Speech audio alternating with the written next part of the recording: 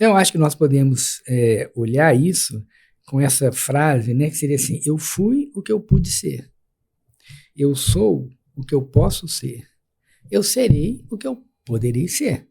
Por que eu fui o que eu pude ser? Eu fui o que eu pude ser porque eu nasci no interior de Minas, eu nasci no interior de São Paulo, né? Nós temos famílias, evidentemente, diferentes, com culturas diferentes. Então, eu recebo essa carga, não só uma carga hereditária, né? Mas eu recebo também uma carga de educação. Eu fui para uma escola, você foi para outra. Na própria faculdade, você estudou numa faculdade, eu estudei em outra, que podia ter, né, condutas diferentes.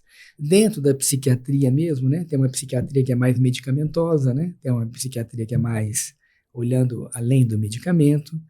Tudo isso faz parte.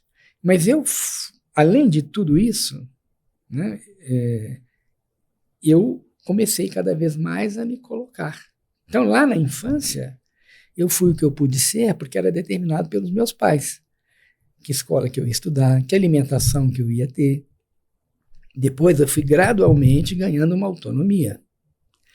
E aí eu posso falar agora, eu sou o que eu posso ser.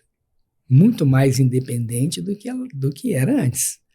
E eu vou ser o que eu poderei ser a partir desse meu olhar, de preferência salutogênico, de buscar uma coerência e ir para o caminho do futuro. Então, na realidade, a biografia é do que eu fui e o que eu pude ser, considerando o que a vida me trouxe. E à medida que eu fui criando autonomia, eu fui chegando agora, eu sou o que eu posso ser, continuo tendo influências externas, mas cada vez mais eu estou de posse da minha história e serei o que eu quero, o que eu posso ser.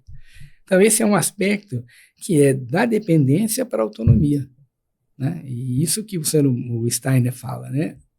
Criar seres humanos livres, já começa com a pedagogia, que nós comentamos lá. E a Gudrun, que trouxe a medicina antroposófica para o Brasil e também trouxe o biográfico, né, o aconselhamento biográfico, ela tem um livro que chama Tomar a Vida nas Próprias Mãos. Quer dizer, exatamente isso, eu tenho que tomar a vida nas próprias mãos. E por que a Gudrun se enveredou pelo caminho do aconselhamento biográfico? Porque como médica antroposófica, dentro daqueles princípios que nós comentamos, de ajudar o organismo a responder, ela via que a medicina antroposófica dava resultado. Ela criou a Clínica Tobias, hoje em dia já não existe mais a clínica como instituição, né? O grupo que trabalhava na clínica continua junto, mas com outro nome, hoje é Clínica Antroposófica, mas na realidade o que ela via? As pessoas se davam bem com a medicina antroposófica, só que algumas pessoas tinham recaídas. E ela falou, mas como que tem recaídas se a medicação funciona? Aí ela começou a perceber que esse eram processos de vida.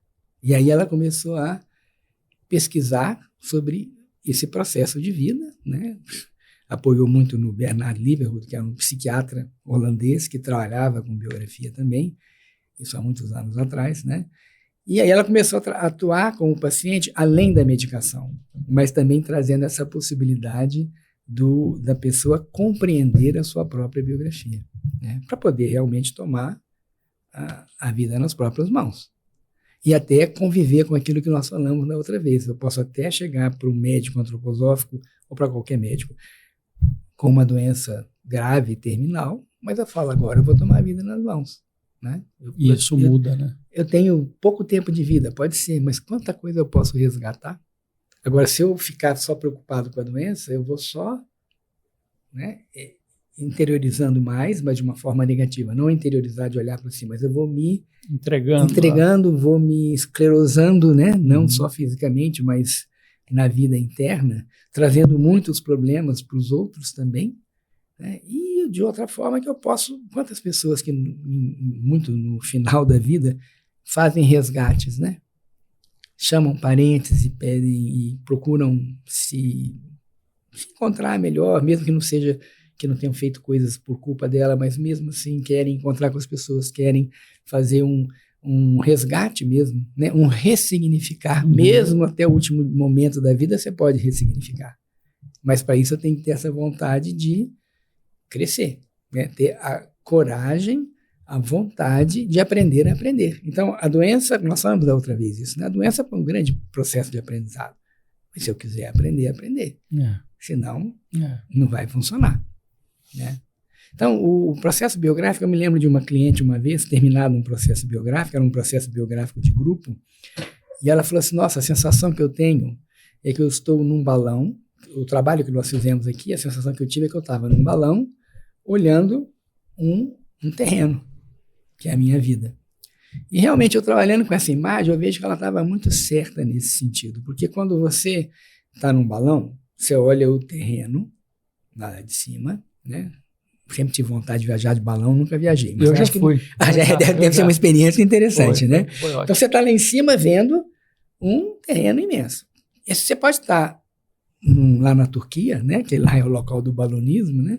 Mas pode estar aqui no Brasil, que são terrenos diferentes. E lá de cima eu vou ver acidentes geográficos que chamam a atenção. Uma montanha diferente, uma pedra, uma curva de rio.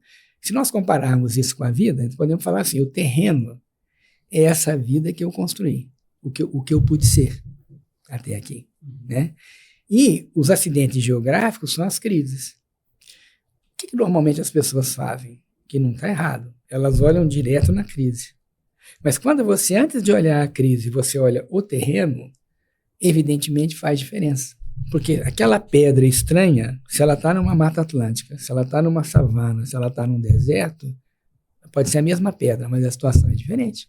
Então, o processo biográfico, esse aconselhamento biográfico, ele permite que o indivíduo olhe não só com a lupa a escrita, mas ele também está vendo o que eu pude ser, o que eu posso ser, olhando o terreno e, sim, olhando as crises, porque nós temos crises de desenvolvimento, não tem dúvida, e isso que a gente vai permitir que o indivíduo, ao final, que é a cereja do bolo, que é você olhar para falar, bom, então, o que eu vou fazer agora? Então, por isso que não é uma psicoterapia clássica, lógico, é um processo terapêutico, mas é um processo de autodesenvolvimento. Maravilhoso. Essa é a imagem aí do aconselhamento. Aconselhamento, né? Biográfico. Uhum. Muito bom, meu amigo.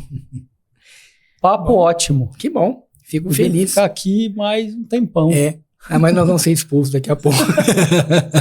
Tem um tempo, né? Eu te agradeço. Eu Foi ótimo, acho que as pessoas vão adorar também. Ótimo. As reflexões, as contribuições que você trouxe. Sim, fico feliz. E com certeza é bem interessante, né? Se você chamar um outro colega que é médico antroposófico, um outro colega ou uma colega que é aconselhadora biográfica, naturalmente outras coisas vão aparecer, né? Porque é a vivência. Mas essa foi a tua contribuição da sua essência. Do que, né? Isso é uma outra coisa também interessante. Nós não falamos da outra vez, nós falamos muito da patologia, né? E é um aspecto que falamos que o que adoece muito as pessoas são a incoerência, né? Mas uma coisa que também atrapalha muito as pessoas é elas não se expressarem como individualidade no mundo, né? E expressar no sentido da essência mesmo, né? Então eu costumo brincar tanto como consulta médica ou como aconselhamento biográfico, que você se expressa no mundo, todo mundo que faz um trabalho se expressa. Toda vez que eu faço alguma coisa e alguém se utiliza disso, isso é uma expressão no mundo, né? Mas essa expressão pode ser com E minúsculo ou com E maiúsculo, né? O E maiúsculo é aquela que você fala, nossa, a minha individualidade está inteira nisso que eu faço, o que não quer dizer que não tenha problemas, né? Mas eu posso estar usando o meu talento, ajudando muito as pessoas, mas eu me expresso com E minúsculo porque, no fundo, eu não estou verdadeiramente satisfeito, porque eu não sinto que eu estou, aquilo que o Steiner chama, com a minha ação genuína, né, dentro desse aspecto. E quando eu não estou com a minha ação genuína, eu posso estar ajudando muitas pessoas, posso, inclusive, estar bem feliz com a minha situação socioeconômica adquirida, mas por não estar tão feliz, eu posso estar caminhando por uma vida vazia, aquilo que nós comentamos da outra vez, o autodesenvolvimento, né? Posso adoecer. E às vezes uma pessoa que tem uma expressão no mundo que todo mundo considera, isso não é tão famoso, tão valoroso, né? É uma pessoa que faz um trabalho simples, mas ela é absolutamente feliz, porque ela se expressa com E maiúsculo, né? E nesse caminho do aconselhamento biográfico também ajuda a pessoa, né, a perguntar assim, mas eu estou me expressando genuinamente, né? De novo, volta à primeira pergunta que você falou lá do espírito, né? Essa essência minha está presente no mundo? Então, quando nós caminhamos nesse sentido, de novo a palavra caminho, né? Porque quando a gente vai conversar, todo mundo fala, nossa, essa pessoa que fala tudo isso deve ter uma vida maravilhosa, né? Não é, né? Nós estamos aqui no caminho. Ninguém, né? Não é para ninguém. Então, a ideia é o caminho, se colocar a caminho.